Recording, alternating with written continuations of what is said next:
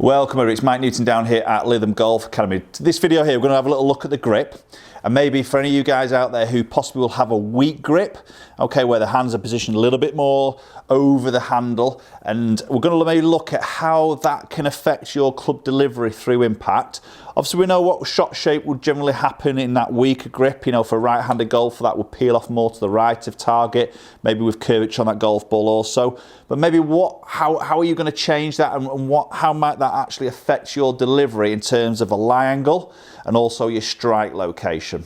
Okay, so first of all, we're going to look at the grip and the weak grip and determine and show you guys exactly what a weak grip is on the handle of the golf club. So this is basically where the left hand, as you place it on the handle of the golf club, gets in a position where maybe that thumb is slap bang down the centre of that grip, and basically as you look down to your left hand without moving your head or twisting your hand or anything, just as you hold that left hand on the grip and you look down, you might only see maybe just that tip of that first knuckle sticking out, possibly no knuckles at all. Okay, so we're classing that as a weak left hand grip. So straight away there, without introducing my right hand, the hand to see the typical 2, maybe stroke 3 knuckles that we'd want to see on the back of that left hand. If I was to do that and turn it to see 2 knuckles, we can see what's going to happen there. It's going to twist that club face in an open position. So you may start square, but through the swing, the hand's going to want to get back to that natural 2 knuckle position, but the club face is obviously going to get twisted and it's going to point open, or i.e. right of target. Okay, we'll talk a little bit about the right hand now. So left hand maybe a little bit weak there. Then what happens then generally, if that thumb gets a bit too much on top of that grip, a little bit too central, then to sort of slot that into the palm of that right hand here, the right hand now is to sit very much on top of the grip or on top of the handle there.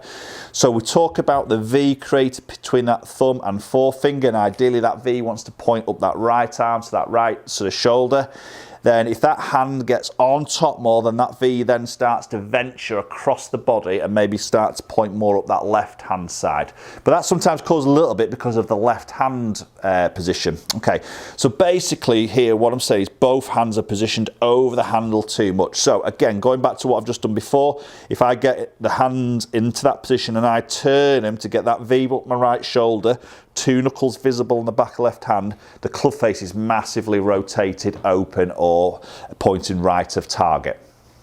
Okay, so we know with that hand position going over, that's going to put that twist in that club face. But how can we actually change, how can that affect our delivery to that golf ball? So obviously if we put a very neutral delivery into that golf ball, i.e. path working in there, a decent relationship between that club head and handle at impact, that ball pretty much 9 times out of 10 is going to lose off to the right of target. Okay, so how do we actually square that club face up? So subconsciously through there, we're going to make some different movements, because if you start hitting golf balls, not knowing that the grip is creating that right shot, you're not aware of that, you start hitting golf balls, everything peels off to the right, you're going to make some adjustments. Now that could be an alignment adjustment, so it's just basically a simple thing, and this is so many golfers will do this, just basically aim left of target and allow, and maybe just play with that right shot. Obviously we've got a loss of control at golf balls, some very weak ball flights, massive huge loss of distance there. So it's like, well, how can you subconsciously change this? And this is something I see a lot with plenty of golfers here. So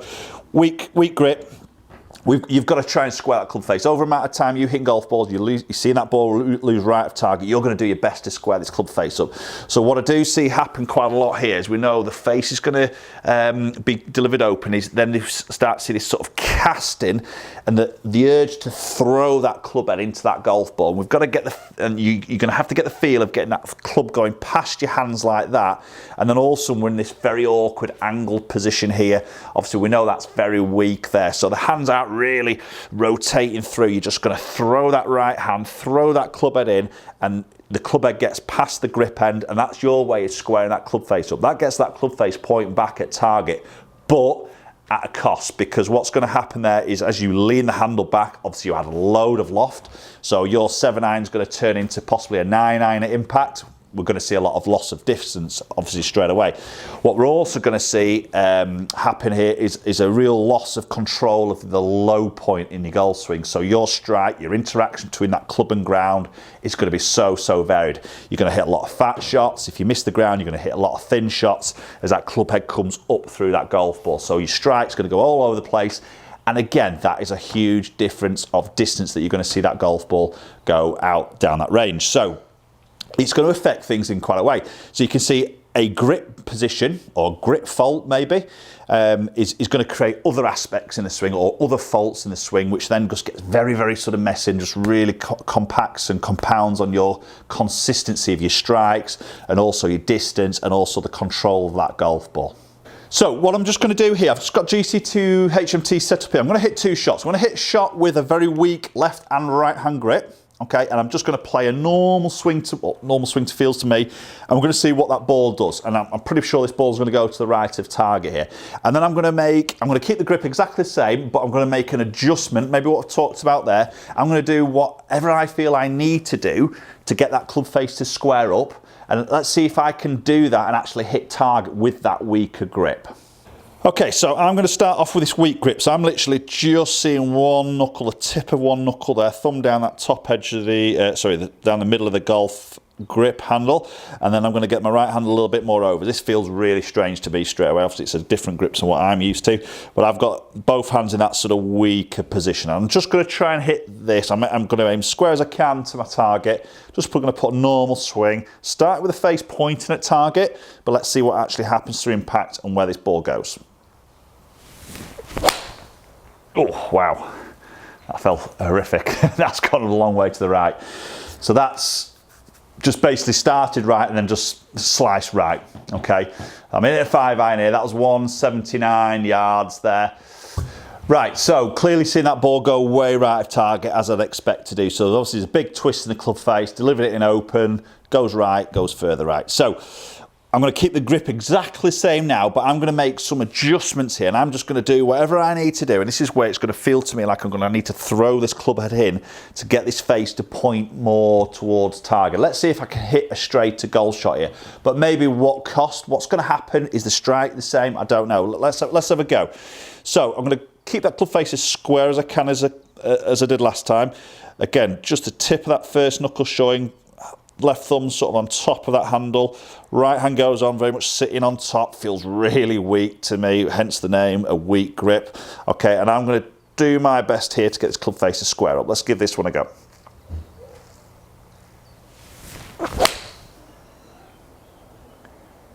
Okay, now that was quite a nice strike.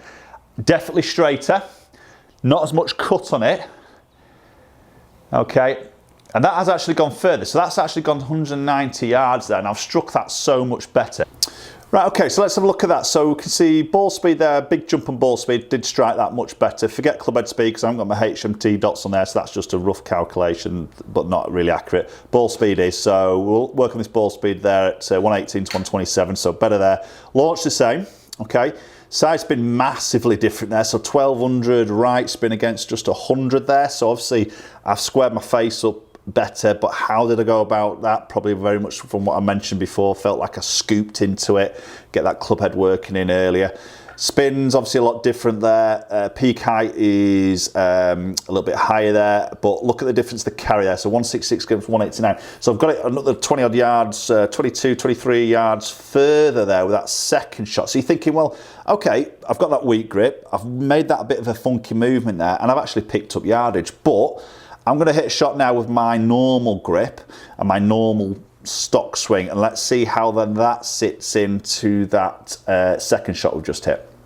Okay, so I'm just going to put my normal swing on this, normal grip, normal swing, and see if this does anything different to those first 2 shots. I'm sure it should do, but we'll see.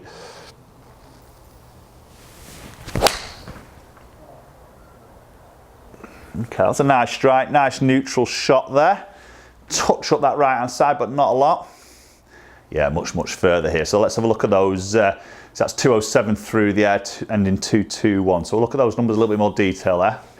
Right, okay, so we can see big jump on ball speed there. So another 8 mile an hour ball speed jump, 135 against 118 from the first one. Okay, launched a touch lower there, but not by much. Look at that, that's a golden number. I don't get that often. 0 side spin, so I've absolutely hit that straight as an arrow there. So looking at peak height at 36, so you see that's peaked higher, ball speeds come off quicker, so it's climbed into the air much easier there at 36 yards, and then there it is, 206. So we look at the first shot there at 166 against 206, 40 yards of distance there through a weak grip. And this is where so many guys will lose so many yards because of a grip issue.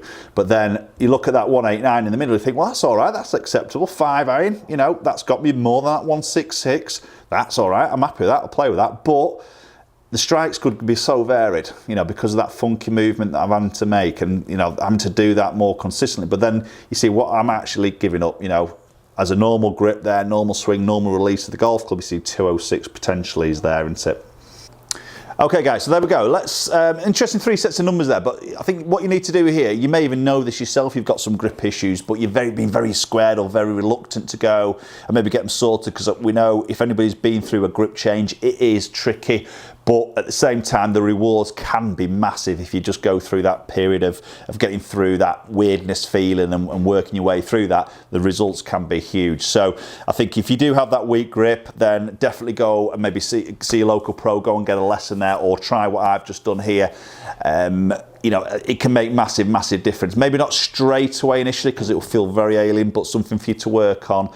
But ultimately what I'm trying to get a point across in this video is how we are very clever as a human. You know, we've got that weak grip, yet we're very much sort of working that club in a different way, subconsciously, to square that face up, you know. And I did that quite well there, to be honest, and that was a better result than what I was expecting. I timed that really well, but I could see at the same time I could just chunk that 50 yards, or I could just blade it. You know, I could just feel that could be very inconsistent. And that's generally what I see through coaching sessions. So, you know, take a look at that grip. Let's get that grip in more neutral position, work on that, and that will allow you to release that club more neutrally, more efficiently through that golf ball.